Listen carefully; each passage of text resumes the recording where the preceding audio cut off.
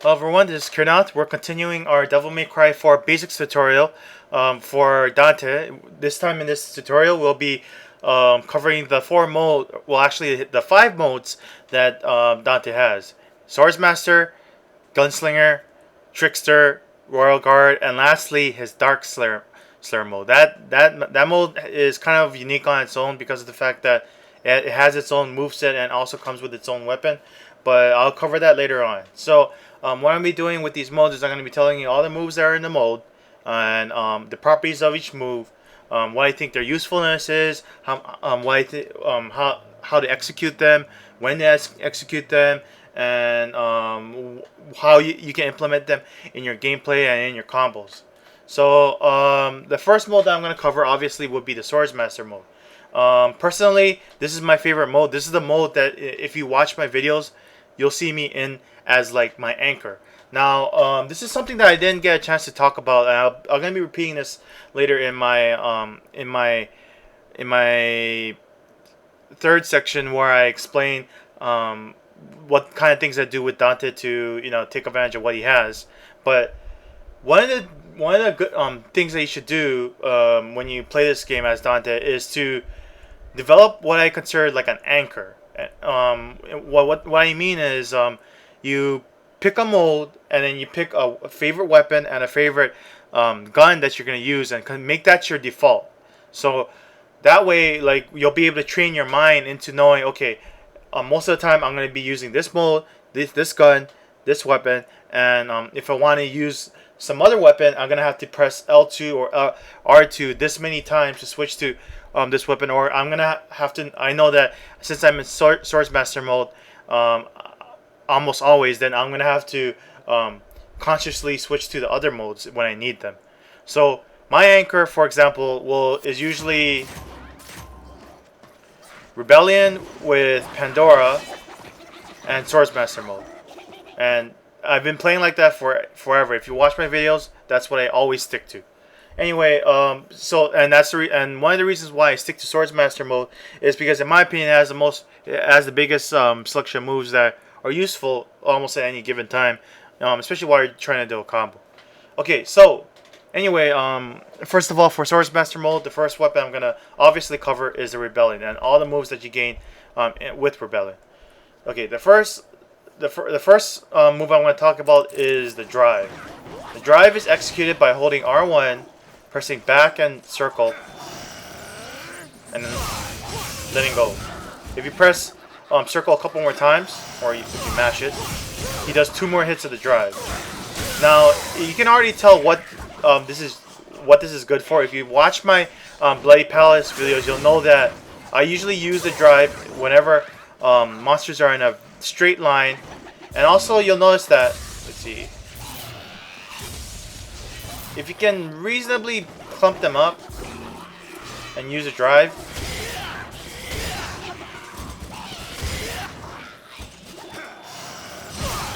you gain a decent amount of Devil Trigger bar from it. Maybe about half a Devil Trigger bar or so. More if you're able to clump more of them. Ow. Basically, the drive is used kind of in the same way as the laser attack for Pandora. I keep forgetting the name of that attack. Revenge. Yeah, Revenge. In that you do it whenever there's a nice straight line of enemies, and then you have a decent amount of space. Always be mindful of how far you are away from the opponent when you do this, because the drive has a bit of a startup. And also, you'll notice that one of the uses for the drive is it starts to juggle, so you can technically go drive and then jump and do your favorite air combo. Now, and usually I find myself doing the drive as like an opening move, especially when I'm playing Bloody Palace. You'll notice after going through Bloody Palace again and again that there's certain spawns where they just conveniently spawn lined up, and it usually involves the chimeras. So to fully utilize those, you can either use the Revenge or you can use the drive. Whether you want to build DT bar or maybe build a little bit of style bar. Okay, now there's also a special property about the drive. If you press back, if you start the drive and you hold the circle, there's a second level to it. You'll notice that your sword does this little glow. You'll hear a lightning effect when he does it. Watch. See right there. You saw that effect? That makes the drive do more damage. And on top of that, that's considered a different sort of attack. So if you do it on a group of monsters like this, I'll let this style meter go down, and you do a level 2 drive, you get even more double trigger, you do even more damage, and it's considered a separate attack from doing a regular drive. So one way you can gain a lot of style points in a short amount of time is do the level 2 drive, and then just immediately follow it up with the level 1 drive. Something to think about. Very, very good move because in Devil May Cry 3, I believe the command for the attack was to hold triangle. Of course, that's been changed this year in Devil May Cry 4, where holding triangle throws a rebellion. And I think it's a very good trade-off. It made his drive easier and more practical to use in combos. Now, if you just want to gain a little bit of quick mile bar, and you don't want to commit to doing the drive. Oh yeah, take note. When he starts as he starts up his drive, there is a little bit of startup lag.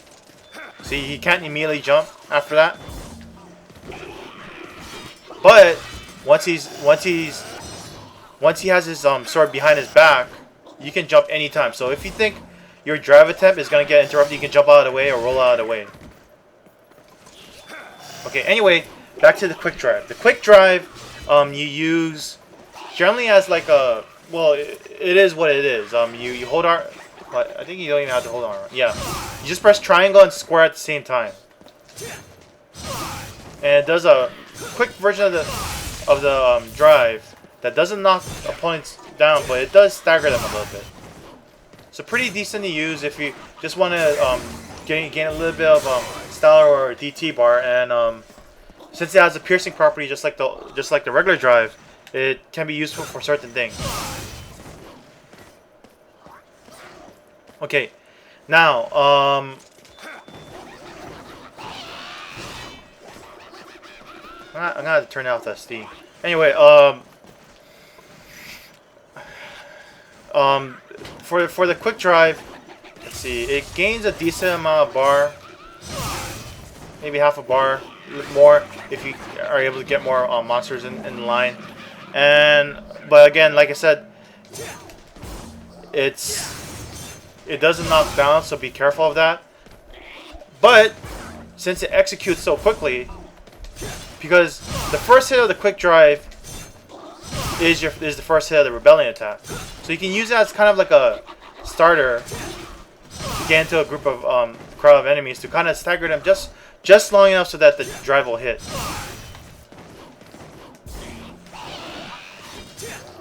And the quick drive, living up to its name, is easily cancelable. See, you can pretty much cancel at any time as soon as you start to swing. See, so something to think about. Okay, the next move that he has is something that's been changed from Devil May Cry 3, and that's the Dance Macabre.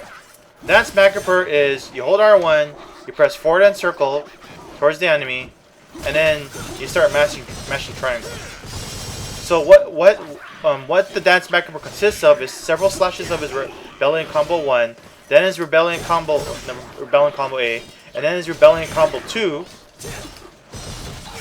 and then he does the million stab in the middle of it, and then he does a couple more slashes,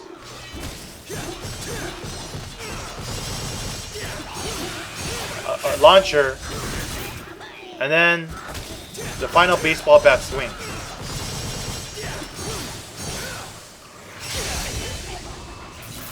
Of course, that baseball bat swing does a shitload of damage. below S style rank, it basically gives you one like grade letter up, which is pretty useful. If you're able to get to hit multiple people, even better for you. And also another great thing about the Dance Macabre, you can cancel out any hit of the thing, except for the baseball bat swing. I was mashing X on the last hit of every frame of the last hit, and I wasn't able to get out of it. So you better be ready for a counterattack when you do that swing. You can X out of it after he hits with the baseball swing, but before that, no. And also, you'll notice that if you were a Devil May Cry 3 player, they changed the way this thing animates, because before it was a crazy combo. So if you kept mashing circle, he will do this thing where he plants his sword in the ground and spins around with it. But no, not anymore now. But regardless, it still looks pretty good, and I think it's still useful. It's a really good way to build up combo meter, and also nothing stops you from interrupting it.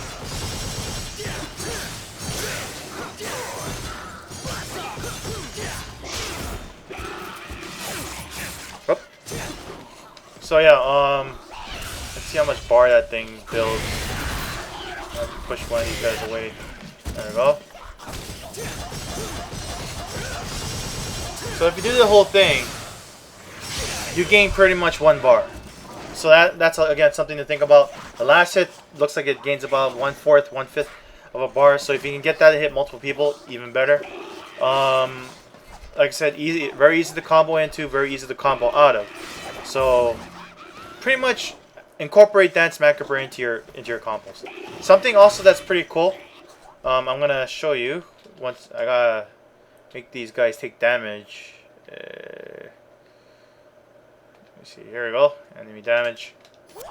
Where's the one that I was beating up on? There. You'll notice that this guy has basically 0 HP, and this is actually something I forgot to explain to you last time. Certain moves, like Millistab, can gain you DT bar and style points even when the enemy has 0 or 1 HP. The Dance Macabre is one of those moves. This guy all the way here.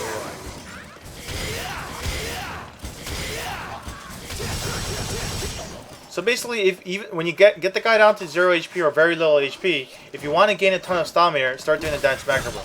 Notice how he does all these little extra hits, but they don't kill the guy until the last hit. So if you want to lay on the pain, just keep doing the Dance Macabre and then wait till the last hit, and then switch to something else. You can do the Dance Macabre, wait a little bit, and then go into the middle stab if you want. So something to think about when you do your combos. That's something you can add to your combo list to give yourself more bar, more meter, and more DT gauge. Okay, the next move that I'm going to talk about once I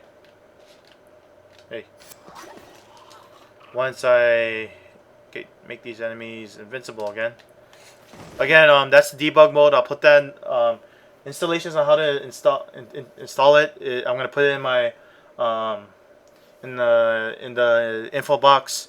They did, for your keyboard users, they did figure out a way how to make it work with Devil May Cry 4. So I believe a fellow forum goer, I think his name is Lucifer. I forgot the rest of his name. But he created a little trainer that basically sends the keyboard, the gamepad, the necessary gamepad inputs to activate this debug mode. So just check it out. Very useful for practicing, for just screwing around, for playing Dante and Nero's missions, so on and so forth. Okay, the next move that I'm gonna go over is his prop. in general, this is kind of a combo video or show off sort of move, because all it really does is it launches the guy up. And unlike the high time, you can't hold the circle to make you go up with that. But something that I found kind of useful as a quick means of doing a lot of damage is to, well, I'll show it to you guys later. But anyway, in my opinion, not that useful. It's just a combo filler sort of move, like something you use in the middle of a combo just to make it look a little bit different. 1, 2, 3, and then Marpter, air combo, like that.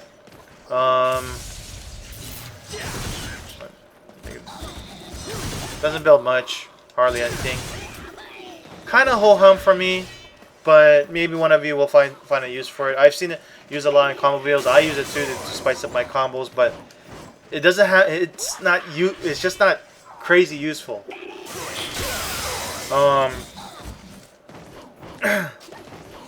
Let's see. There's a follow-up move to that. If you press circle and then you press and hold circle again, he spins his sword so that it hits repeatedly. This is actually a pretty good move. Does a decent amount of damage. Gains a decent amount of style bar. It's not gonna be that fast. I mean, after the S rank, but let me get hit. Show you. Okay. Okay style bar. It does good damage. One thing that it's good against are monsters that aren't easily launched. If you do it in their face, like against Frost, like a Dante must die level Frost, they won't get launched by the initial prop. They'll get, and then that gives you access to the shredder part, which hurts a lot more.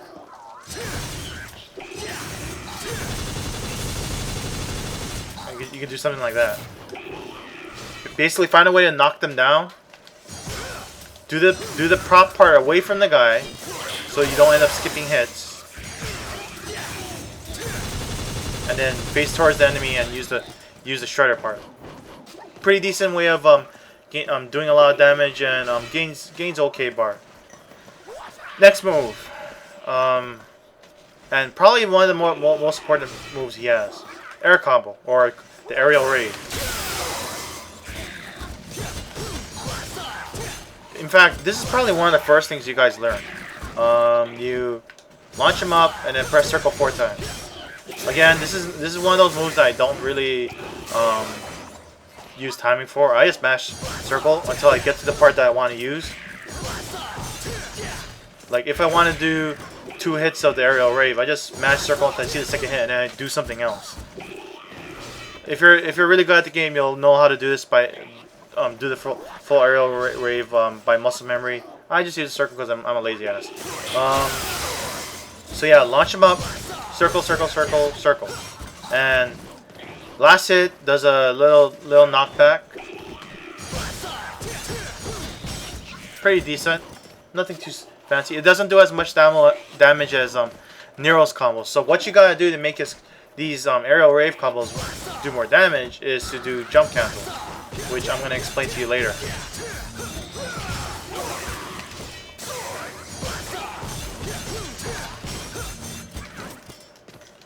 Anyway, I guess pretty nondescript. No. Doesn't gain that much bar. It does okay damage. Best used when linked with other combos. So 1, 2, 3 Dark Slayer.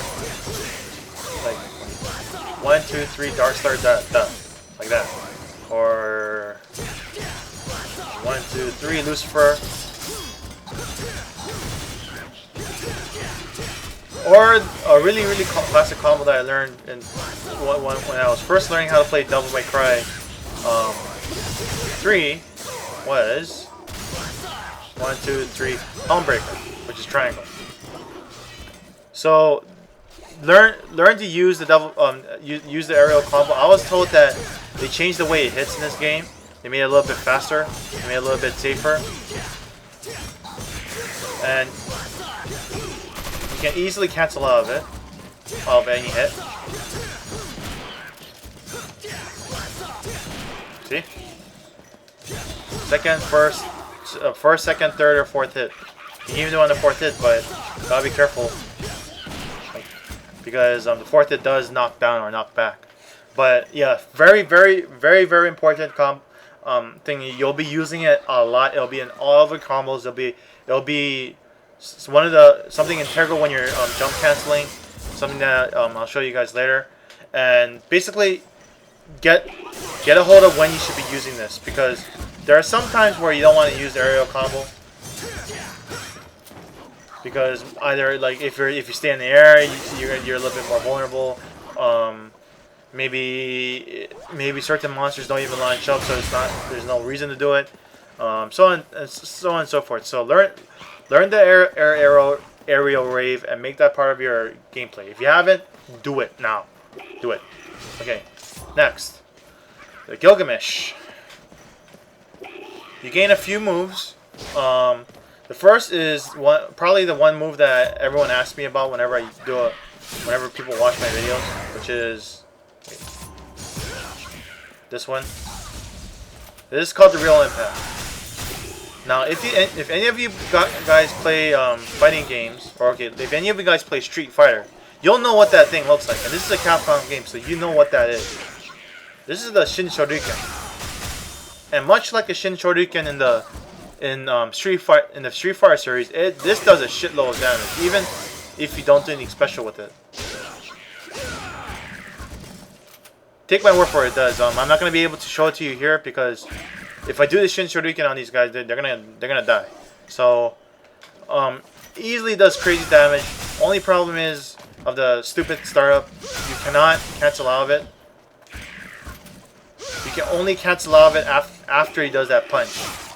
But even if you miss with a punch, yeah. So this is one of those moves that you will commit to. So you'll want to make sure that you set them up for it somehow. Maybe with a launcher, or maybe knock them back and then do it when they're on their backs. It still does crazy damage even if you don't do what I normally do, which is the distorted real impact. If you notice the distorted real impact, it makes the real impact do extra hits, and it makes those extra hits do a lot of damage. But you notice in the regular real impact, it does 3 hits. With the distorted real impact, you can make it do extra hits. See? I did 1 extra hit, and on normal monsters, on bigger monsters, you'll be able to do 5 hits or 6 hits, depending on the boss, depending on the monster. So, and you'll see me use this a lot to finish off blitzes, because it just perfectly fits them because of the fact that after you do all this work to knock down their shield, you'll want to be able to do as much damage in a short of time as possible before they go back into electricity mode. And this is one of the best ways to do it. But the distorted real impact, I'll show you guys that later. Even if you don't distort it, regular real impact is really good. Easily gains 1 bar, 1 and 1/5 or so. So get that to your game plan. Hold R1, back in circle. Also, if you watch my Devil May Cry 4 Devil Trigger tutorial for Dante, you'll know that if you know you're gonna get hit while you try to do the distort real impact, you can just go straight into Devil Trigger mode to gain a little bit of super armor, so you absorb the hit and still follow through with it. See, I got hit, but I went into DT mode and they weren't able to do anything about it. Okay, next move, the beast uppercut. So this is basically an uppercut.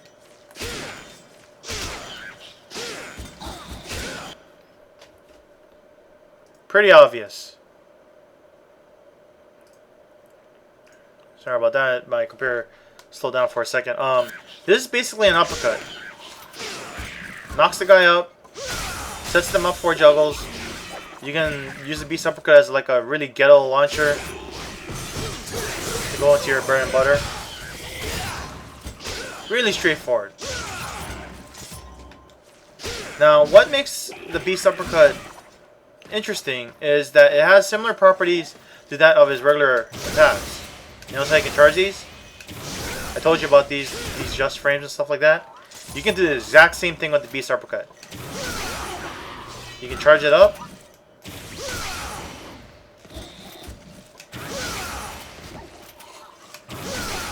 And just like the regular hit, just like his regular hits, you can get just frames that make them do even more damage. And as a bonus, if you just frame these attacks and distort them, in other words, go into DT, Devil Trigger mode when they're about to hit, they'll do even more damage. You can easily one-shot really big stuff if you do it correctly. But even without it, still pretty decent. Now, the Beast Uppercut, if you just do it normally, it's called a Beast Uppercut. However, if you charge it to level, I guess to level 2, it's called the Rising Dragon. Now, if you're wondering why the Rising Dragon sounds familiar, it's because since it's a Capcom game, this is the Shoryuken. Unfortunately, because you have to charge up for the Shoryuken, it's not that much useful other than for a little bit extra damage and for style. Like that.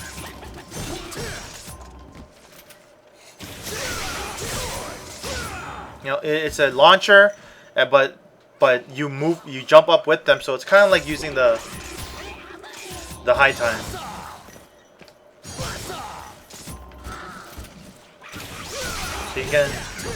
So you can do the Rising Dragon, and when you go up with them, you can follow up with a combo. Beast Uppercut, again, gains okay meter. Looks like about 1/4 per hit. Unfortunately, the Beast Uppercut actually has a bit of startup. Again, I'm mashing X. I can't get out of it until the actual hit. When you're charging up the Beast Uppercut, you can always jump up. When you're charging up the Beast Uppercut for the Rising Dragon, you can always jump out of it. So you don't have to worry about committing to that action. Wait. See?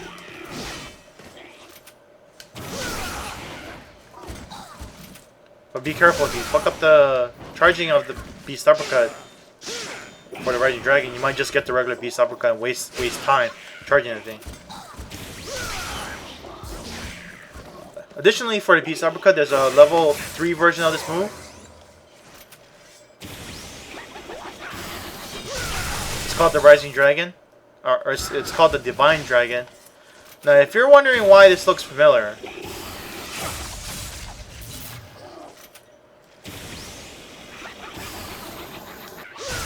it's because if you play Street Fighter, you'll know what this is. This is the Shinryuken.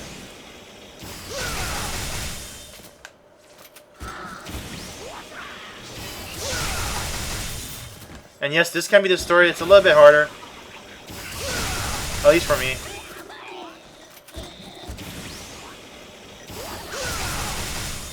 And it launches the guy super high, as you notice.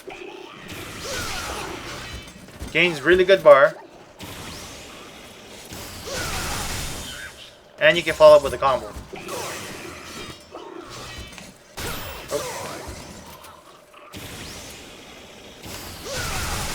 The just frame for this is kind of tricky. But yeah, this can be used if you've done something to easily set it up. Maybe do a knockback attack so they're on their back, so you can charge up for this. And then you can follow up with an air combo like that. But again, another good move. I would suggest using it sparingly, only because of the setup required for it. And obviously, while you're charging up for it, you can always jump out of it. See? Again, you'll notice that since I don't have that, usually when I don't have that many words for a move, then that's usually when I don't. That usually means I don't use it. Okay. The next move that he gets in Swordsmaster mode with the Gilgamesh is called Shock. It's spelled, well, it's Shock with the exclamation point. Shock.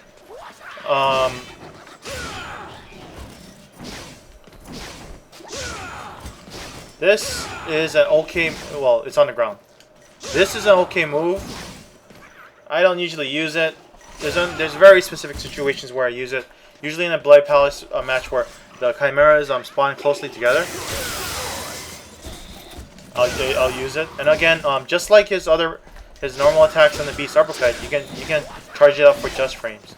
So level 2. Oh.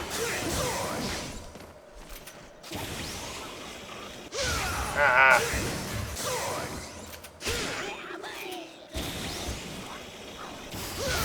Level 3. And basically, level 2 and level 3 versions of this move do a bigger shockwave that does more damage. If you just frame the level, just a quick tip, if you just frame the level 2 version of the shock, you can actually get it to do level 3 damage. And if you just frame the level 3 version of the shock, it just does stupid damage.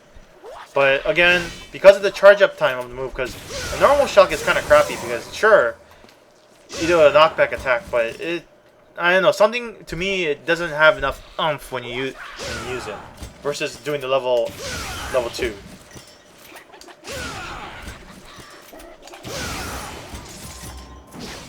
So the next move, or in the final move, is the air shock. This is something you want to be really, really careful about using, mainly because when you do the air shock. Oh, by the way, if you want to do the shocking, if you want to do the beast uppercut, it's forward and circle. Do the rising and divine dragon, you hold it. To do shocking, you just press circle in Swordsmaster mode. And to do the air shock, which is what I'm going to be talking about, is jump and circle. Now, you don't see me using this move that often in combos unless I screw it up, because just look at it. You end up doing the level 1 shock, but what's bad about this is the moment you hit circle while you're in the air, it commits you to the move all the way to the ground. Now on top of that, you can't cancel out the move at any point until you actually hit the ground and you do the shockwave. So there's no way to like. See, I'm trying to go into Trickster after doing the shockwave and trying to dash out. Can't do that. So this move basically is one of his, in my opinion, one of his crappier moves because I don't think it's that practical to use.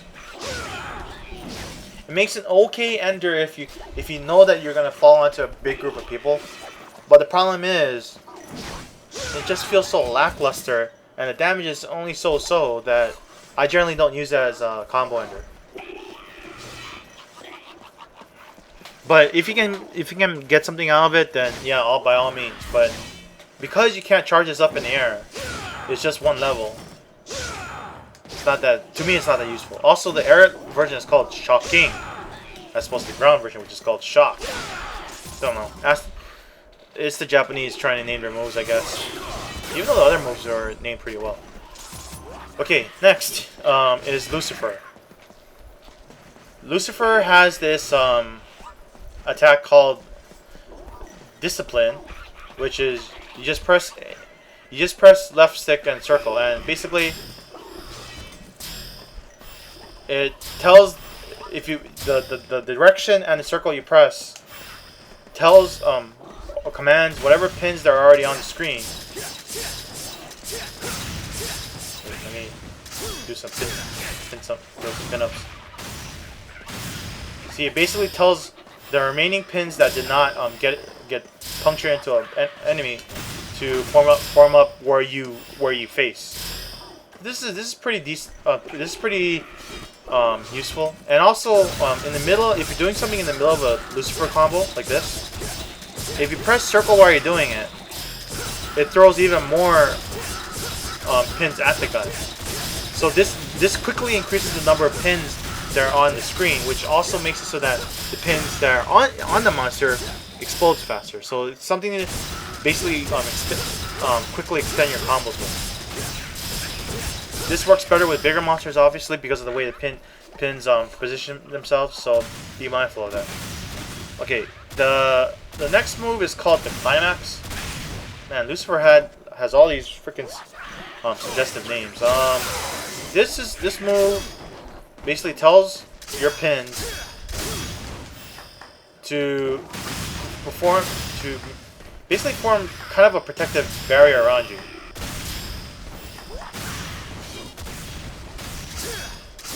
So if you have a bunch here and then you do the Climax, it makes it commands the pins to just surround you, and also it activates their destruction sequence.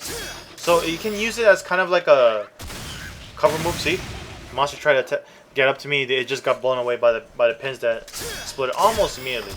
Only problem is with this move, while Dante is clapping, you can't cancel out of it. Alright, see? So it's something to be mindful of. If you have no pins on the screen, it creates 2 pins for you, one in front and one in back. If you already have pins on the screen, it puts all the pins behind you or around you. So it's kind of useful. Again, I haven't put this into my muscle memory to make it a part of my normal combos. It might be, if you guys can master it and make it as though so you're doing a bunch of other stuff, and then you plant some pins in the monster, and then you do this Climax move to cover yourself, and then go back to hitting the guy. Yeah, then you figure out Lucifer faster than I have, because I just don't find the utility in using Lucifer when, if you want to cover yourself, all you need to do in this game is either dash out of the way or jump. Last move, bondage. Yeah, exactly, bondage. Okay, so discipline just tells the pins to line up a certain way like this. Bondage, you hold R1, you press forward and circle, and it basically centers the pins around one enemy, like this. And it orders the pins to go straight into the enemy. One thing you'll notice,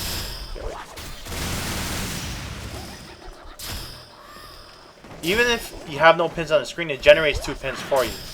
Now, if you watch my Echidna fight, my Echidna boss fight, you'll notice that one of the opening moves I do is I spam pin up like this, forward and hold R1, forward and triangle. And while I'm doing that, I'm also spamming forward and circle to get the pins around the guy like this. So it gets more pins on the guy at a faster pace. So this is kind of a useful thing you can do against Echidna. You can do it against other monsters too, but Echidna is like the most effective to do it against. Also, I didn't mention how much bar these things give you because they're kind of negligible. It also depends on how many pins you have in the guy.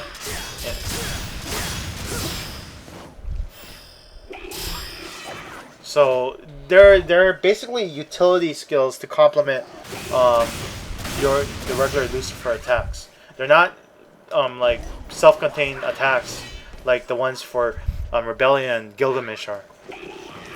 Okay. Now the next mode will be Gunslinger.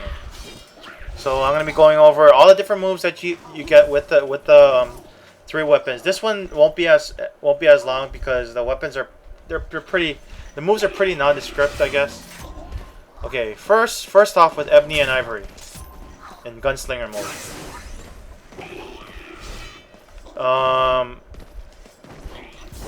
You get this move called Two Sometime,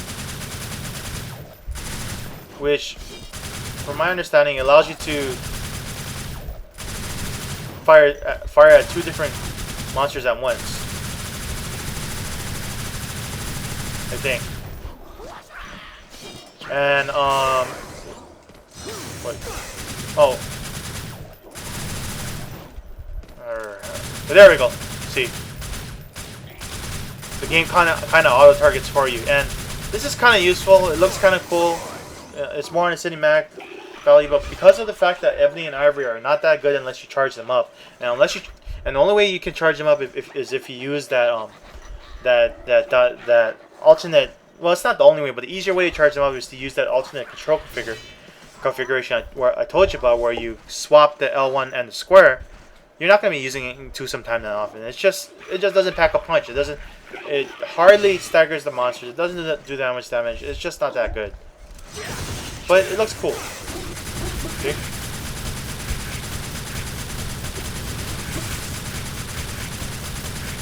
Anyway, that's a decent move. The next move is Rainstorm. This is actually a move that I find kind of useful, because if you combine Rainstorm with charge shots, okay, they changed Rainstorm so that you don't have to mash circle to do it. In this game, you can just hold circle, which that's the general theme for Devil May Cry 4. They made certain moves that are just a pain in the ass. It's not even skill based. It's just based on how well you can mash. And I have a whole different thing about mashing in games that I'm not gonna get into right now. But they basically just made the input a little bit easier by not requiring you to mash it. Press and hold circle while you're in the air.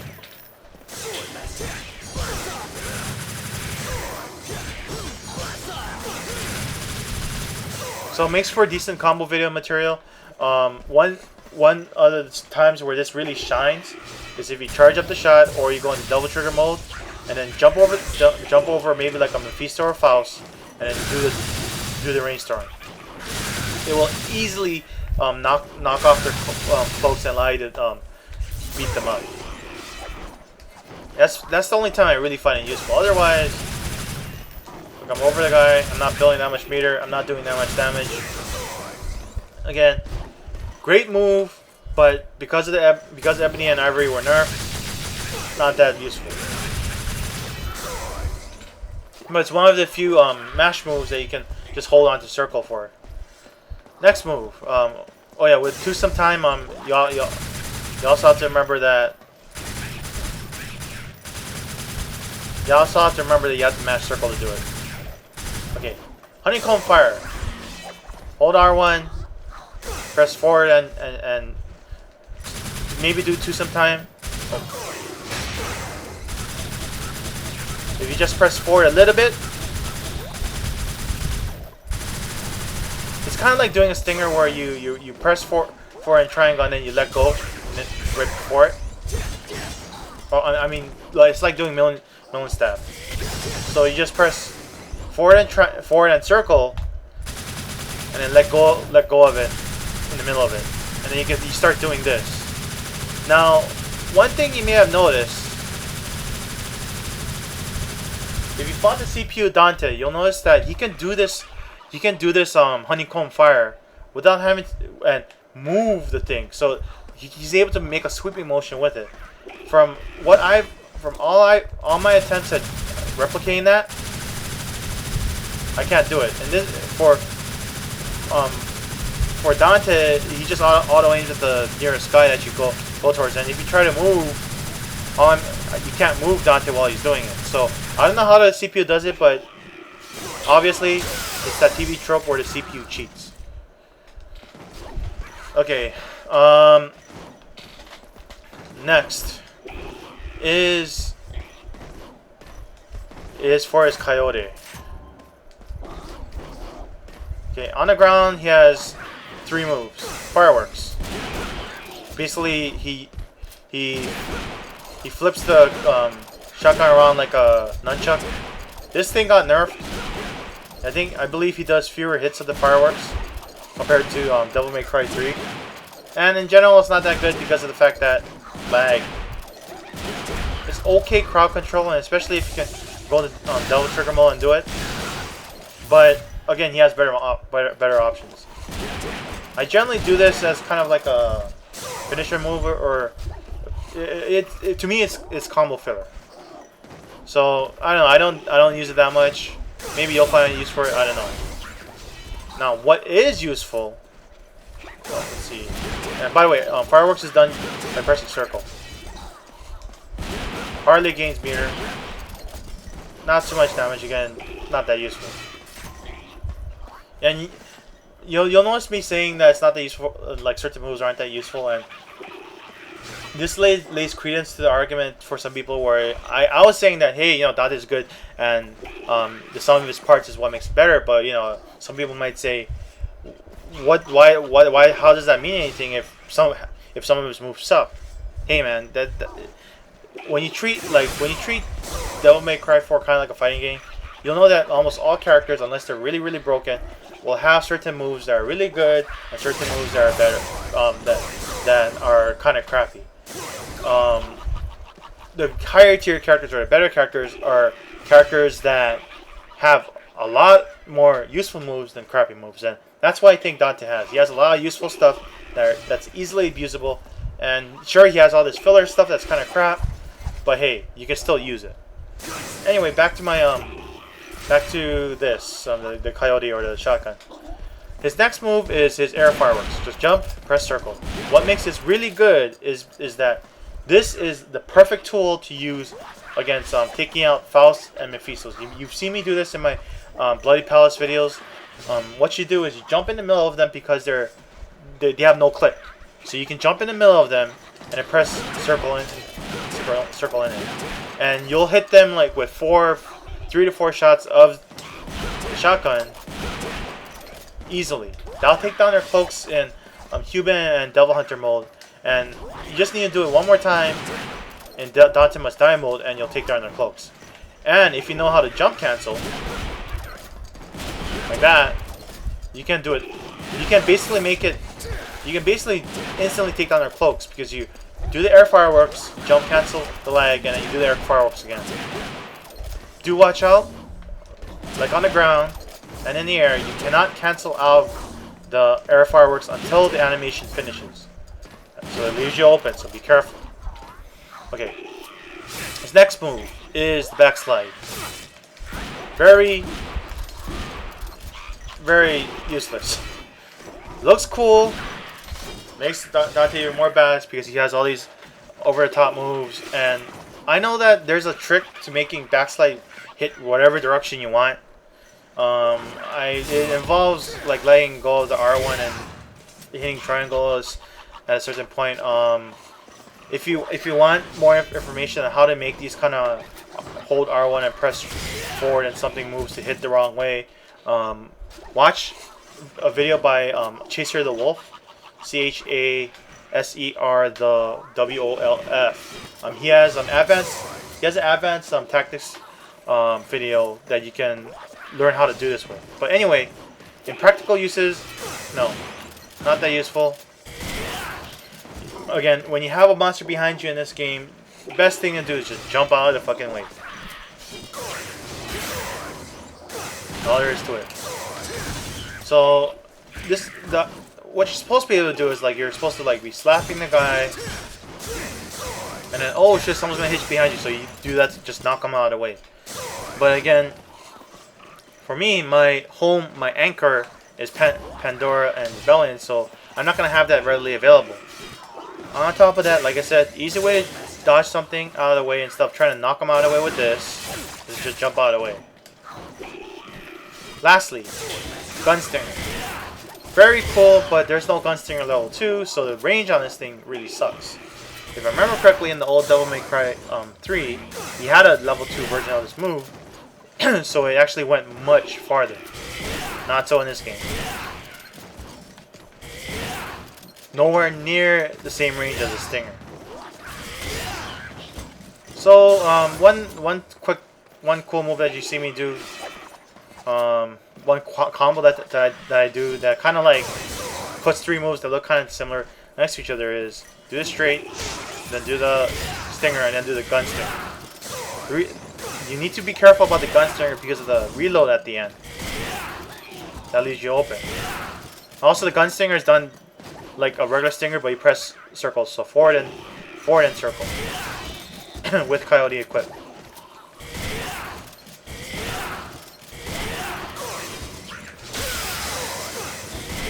Like this. But not that useful, only because for me it's not my shotgun's not my anchor. For some of you it might be. On top of that, just lacks range and has lag. And it's because you can't exactly spam it like a stinger. And the general consensus is, why do a Gunstinger when you can just do the real stinger? Even though this does okay damage. And okay, I take that back. There is one place where you can use this in a kind of effective way, and that's against some Chimera Scarecrows and Assaults, because shotguns disable their Chimera, so you can use a Gunstinger to kind of like do damage and knock out their symbiosis or whatever, or parasite, whatever. Okay, that should be all for his gun moves. Again, the only move that you'll probably use in this mode is the air fireworks, and that's because it's Dante's answer to taking down Mephistos and Faust really quickly. Again, that's the reason why Dante is versatile, because he has all these different options to use against different monsters. This is a really good option against Mephistos and Faust. Okay, next thing, Pandora. You gain a few extra moves. One of them is Argument. It's this giant gunship. While you're in this gunship, your meter will go down. It doesn't go down because I have the infinite everything on, but your meter goes down as you're flying it and as you shoot missiles.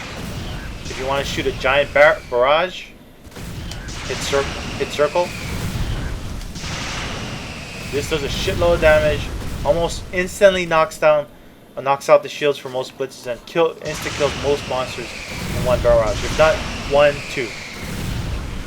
If you don't press R1, meaning you hit circle, it'll just auto aim at whatever is closest to it. But if you hit R1, hit circle, it forces all the missiles to aim at one guy. Hit X to get out of it, or hit circle to get out of it. Be very careful, because this has stupid startup. You can easily get hit out of it. And I strongly suggest you do this in the air, so you can't get hit out of it. If you do on the ground, you're leaving yourself wide open to get hit. Well, okay. The front part actually has a little bit of... There you go, see? Front part has a little bit of a hitbox that pushes the guy back, but generally, be careful when you use it. Next is Grief. This turns your Pandora into a shuriken, which is fucking weird. Hold R1 back in circle, and it'll just keep spinning at the guy, hitting them like this until you run out of the pink, purple disaster gauge. Pretty useful. I use this again.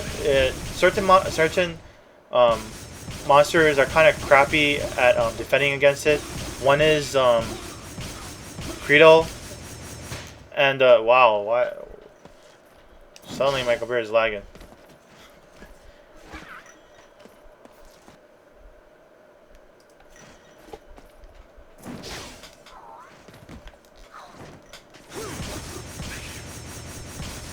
I'm gonna get back to you guys on this, because this lag is kind of funky. Okay, sorry about that. My computer was acting funny. It probably hit some sort of buffer or something, or memory. Anyway,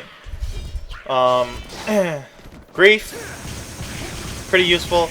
Credo is weak against it, and also Darkness Dante, or Dante, when you're fighting him in Blade Palace, or maybe if you hacked it up so that you can fight Dante versus Dante in mission 10 or 11. Gains decent bar. It can hit a crowd of people. As you notice, it doesn't knock the guy down,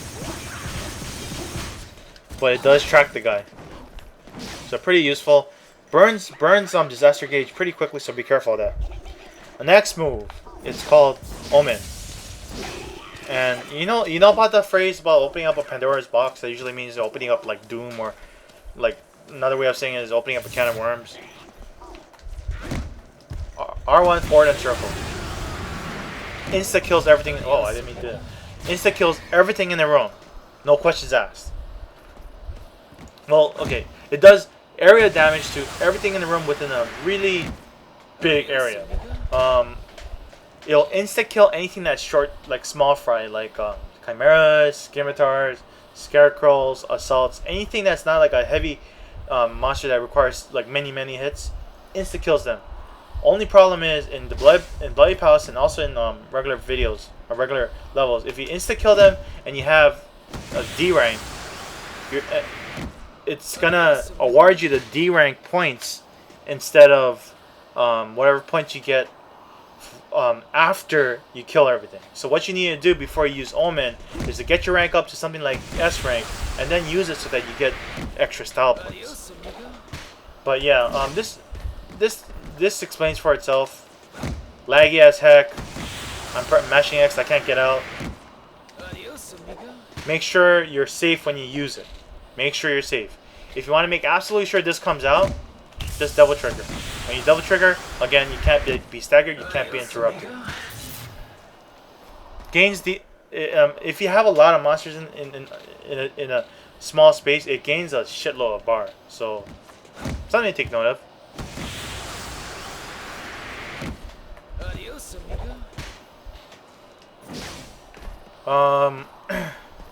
Oh, for grief,